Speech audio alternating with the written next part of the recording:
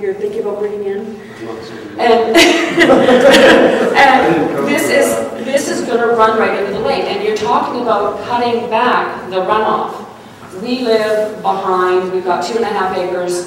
We're trying to reforest what was slashed, and we're at the bottom of an old gravel pit. We're trying to reforest, we're planting. We want that filtration there. We have now we're faced with the fact that there was land to be donated for a park, which is a natural filtration. And we're faced with now a huge amount of livestock with a creek that runs right into the lake. So if you want to cut back on the amount of runoff from livestock and fertilizers and all of that, how do you stop that?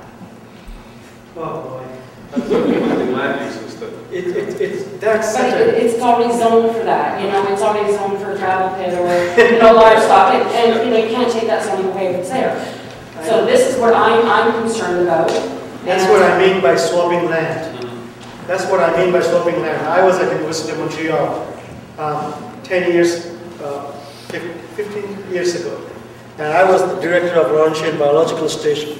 There was a time where a big ski resort company bought up a land just adjacent to the station's property, which has been protected for a century.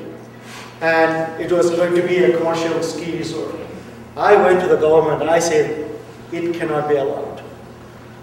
We want that land to be protected because it is adjacent to one of the very critical ecosystems that has been protected for 100 years. And I say you should, you know, swap land with them, give them a bigger land somewhere else, and they did. That's, if there are zoning, swapping land is another way of, you know, dealing with these issues. But just on that, the challenge we have is that with tree farm on Vancouver Island, with tree farm licenses, with crown land, with privately held forest land as a result of a decision that was made a long time ago, our capacity we have to purchase and then swap. And again, I go back to the senior levels of government passing, I mean, local autonomy is so important until the bill comes. And then you want everyone to pay for that because everyone has benefited from the impact on this watershed in terms of resource extraction. So if we've all benefited across the province, then we should all be responsible for the revitalization of that watershed.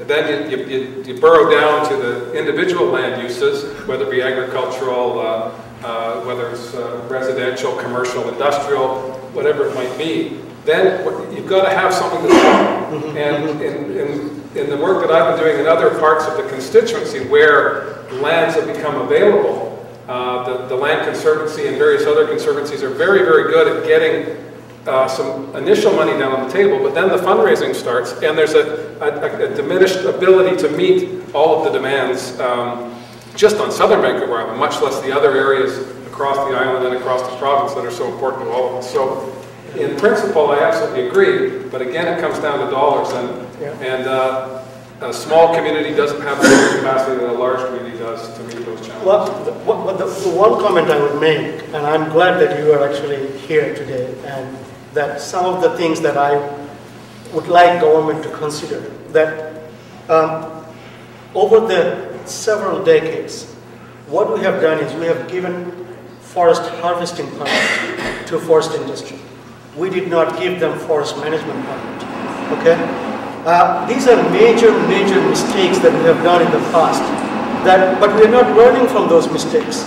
Like Saskatchewan, it sold its oil, capital to extract and basically gave the money away. Alberta did the same thing because we want immediate profit, immediate cash flow, balance our budget. It just doesn't work that way, and we're not learning from our past mistakes. I'm sorry. I absolutely agree, but I think that public awareness of the past mistakes has never been higher, and public desire to reconcile our past with our future has never been higher. Yeah. The challenge is how do we measure those things? Where you have the largest landowner on Vancouver Island is a forest company that has proclaimed they no longer are interested in being a forest company. Yeah. So that's a challenge. Yeah. And acknowledging property rights, acknowledging existing zoning, makes it difficult to do the transformation that we need to do to correct the past wrongs. It needs a community to make that happen, and it's not just this community, it's many, many communities. And I believe there's political will across the political spectrum. These are no longer ideological issues, and that's a very positive thing. Because if it's not politically motivated, then it can be community resolved, in my opinion. And I may be a little bit Pollyannish at this time of the day. My blood sugar's a bit low. But I do believe that communities are of the opinion these days that they need to be in charge of their own destiny. And yes, mistakes were made in the past, but I believe everyone in this room wants to acknowledge that and then say, what do we do now? And that is a sea change from previous generations who have said, well, that's really not my responsibility. I'm going to focus on what I do. And now we're all becoming a little bit, we're jacks of all trades now. We're interested in issues that we weren't interested in 5, 10, 15 years ago, and we're trying to take that collective understanding and put it to a positive resolution. But it all comes back to bucks. And that's the challenge for all community endeavor, is where do we find the money? How do we advertise it over a long enough period of time that it's practical to make the changes around the lake shore and then up country from there? Well, one of the things that I wanted to achieve, is bring the ADM of each of the ministry. Okay, trust me, every single ministry, their action, their mandate has something to do with water. Yes. Every single ministry. How many do we have? 18. 18. So 18 ministry have whatever the decision they make, policy they make, mandate they make, has implication for water. And what happens actually often becomes confounding.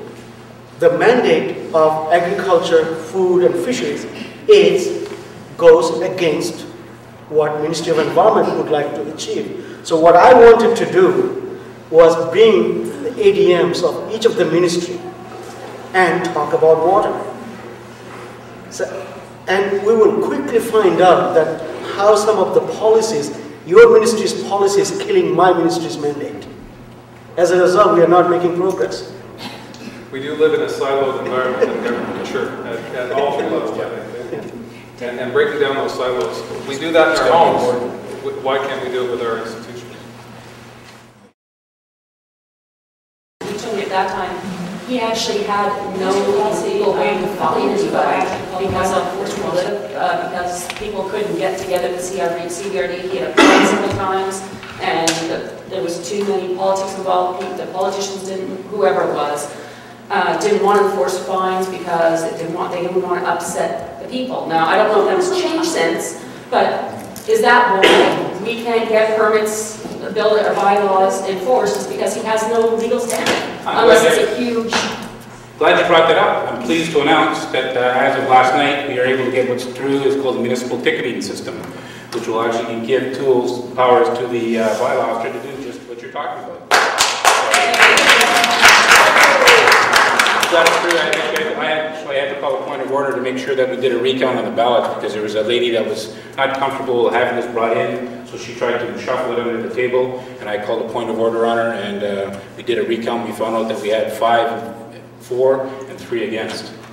So that's been moving forward. It'll be going to the Regional Services Committee in the next couple of weeks, and then after that it'll be on to the board for implementation.